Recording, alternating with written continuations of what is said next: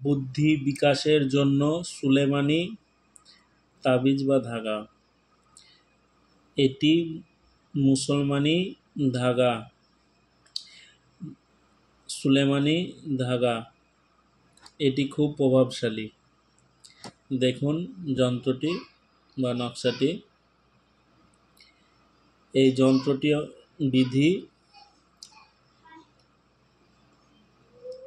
নতুন চাঁদের জুম্মারাতের দিন অর্থাৎ শুক্রবারের দিন উপরোক্ত নকশাটি কাস্তুরি, গোলাপ জল এবং জাফরান দ্বারা লিখে মোম দ্বারা জড়িয়ে অর্থাৎ মোম দিয়ে জমিয়ে লবণের ধোয়া দিয়ে সে ব্যক্তি বা বাচ্চার হাতে বেঁধে দেবেন যাদের অল্প বুদ্ধির কারণে কোনো প্রকার জ্ঞান লাভ করতে শক্তি নেই বা জ্ঞান লাভ করতে পারে না অল্প বুদ্ধির জন্য।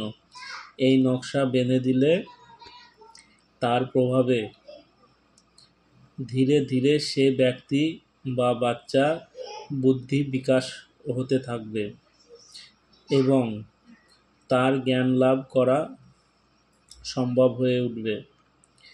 এই প্রয়োগের দ্বারা বাচ্চা বা ব্যক্তির স্মরণ শক্তির ওপর প্রভাব পড়বে অর্থাৎ তার মানসিক দুর্বলতা দূর হতে থাকবে।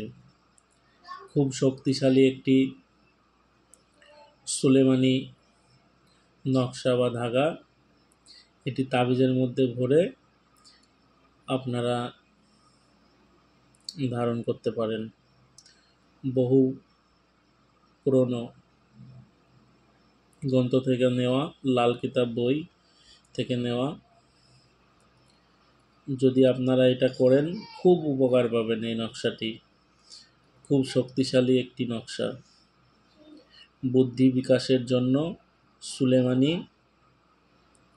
ধাগা।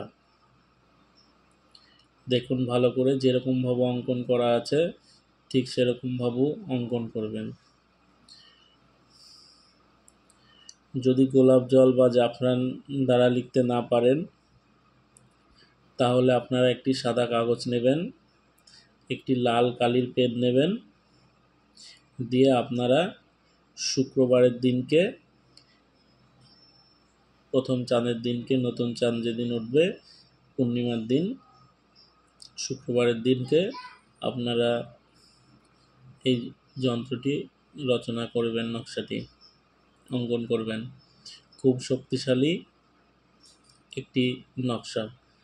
যেসব বাচ্চা বা ব্যক্তিদের বুদ্ধি কম, মন চঞ্চল বা কোনো কিছু মনে রাখতে পারে না, সব কিছু ভুলে যায়, তাদের পুরে এটি খুব একটি কার্যকারী নকশা। এই নকশাটি ধারণ করলে তারা সব কিছু স্মৃতিশক্তি বৃদ্ধি পাবে, যেগুলো ভুলে যাচ্ছিল সেগুলো আর ভুলবে না, আস্তে আস্তে ধীরে ধীরে ঠিক হয়ে যাবে, মনোসংযোগ ঠিক থাকবে, মনের মধ্যে যেমন একটা অস্থিরতা ভাব থাকে সেগুলো থাকবে না, স্থির প্রকৃতির মানুষ হবে এবং অনেক কিছুতে জ্ঞান লাভ করবে এই যন্ত্রের দ্বারা।